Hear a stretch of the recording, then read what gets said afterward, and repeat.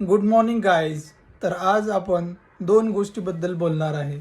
पहिली गोष्ट म्हणजे इमोशन कंट्रोल आणि दुसरी गोष्ट म्हणजे लोकांना व आपल्या प्रियजनांना देणारे उपदेश किंवा त्यातील करेक्शन म्हणू शकतो. तर पहिली गोष्ट म्हणजे आपण आज बोलणार आहे इमोशन कंट्रोल. खूपदा असे होते की आपल्या वैयक्तिक स्ट्रेसमुळं किंवा आपल्या चिडचिडमुळं येणाऱ्या प्रत्येक घटनेला आपण त्याचा प्रतिसाद एक निगेटिव्ह वेने देतो अँड एक्स्ट्रीम वेने त्याला आपण फेस करतो. त्यामुळे कित्येकदा आपल्याला त्याची खूप गिल्ट होते की या टायमिंगला मी शांत बसलो असतो तर खूप छान झाले असते. ह्या टाईमला मी कोणता निर्णय घेतला नसता तर खूप छान झालं असते. भावनाच्या भऱ्यात जाऊन मी एखादी गोष्ट म्हणून गेलो, पण आज मला समजते की ती गोष्ट मी नाही बोलायला पाहिजे होते. असे कित्येकदा होते आपल्या बाबतीत. तर सांगायचं काय आहे की जेव्हा जेव्हा आपल्यामध्ये खूप आनंद, खूप दुःख, खूप ट्रेस, खूप चिडचिडपणा येतो, त्यावेळेस शक्यतो निर्णय घेणे टाळावे. त्यामुळे काय होते की आपल्या लॉजिकल लॉजिकल थिंकिंगपासून आपण एक्स्ट्रीम इमोशनल थिंकिंगवर येतो आणि त्यामुळे त्याला कोणत्याही प्रकारचा बेस नसतो, त्याला कोणत्याही प्रकारचं पास्ट एक्सपिरियन्स किंवा ॲनालिटिकल थिंकिंग नसते. त्यामुळे होते काय की कित्येकदा ते निर्णय चुकीचे राहतात व त्याची रिग्रेट किंवा गिल्ट आपल्याला आयुष्यभर भोगावी लागते किंवा ते आपल्याबरोबर चालत राहते.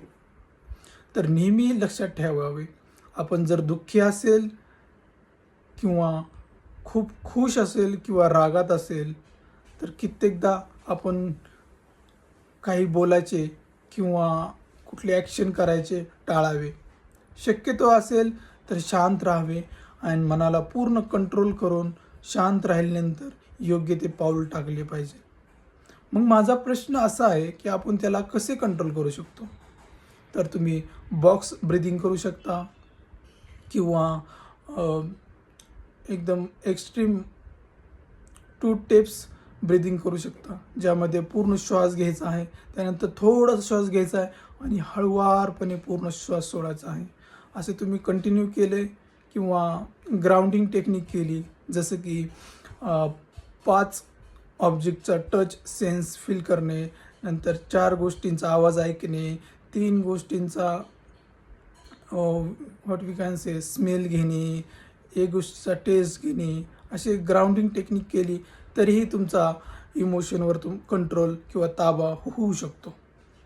दुसरी गोष्ट आपण बोलणार आहे प्रामुख्याने, ती म्हणजे एखाद्याला उपदेश किती आणि कसा देणे. कित्येकदा असे होतं की एखादी गोष्ट आपल्याला माहिती आहे, आपण वर्षानुवर्ष ती गोष्ट करत असतो चांगल्या प्रकारे आणि एखादा व्यक्ती तीच गोष्ट एकदम खराब पद्धतीने करत आहे आणि त्यामुळे त्याचे खूप नुकसान होत आहे. लेट्स से एखाद्या व्यक्तीला सकाळी उठून व्यायाम करणे किंवा चांगले पदार्थ खाणे हे जमत नाही आहे आणि आपल्याला तो अनुभव आहे, कारण आपण बी त्या फेजमधून गेलेलो आहे. मग आपल्याला इच्छा होते की त्याला जाऊन सांगावे की तू बाळा असं कर किंवा हे ताई, हे भैया, तुम्ही हे असं करा. पण कित्येकदा असं होतं, कित्येकदा काय हमेशा असंहीच होतं की लोकांना तुमचे उद्देश असे कडू वाटायला लागतात. तुमचे निर्णय त्यांच्यावर लादल्यासारखे वाटतात. अशा वेळेस आपण काय केलं पाहिजे? अशा वेळेस आपण शांत राहिलं पाहिजे आणि शक्यतो कुणाला उपदेश आणि त्यांची करेक्शन नाही केले पाहिजे. आपल्या मनातून ते येतं की मी ही पेन वेदना सहन केलेलं आहे, ह्या वेदना मी पुढच्या माणसाला नाही करून देणार. पण जग अशा पद्धतीने नाही चालत.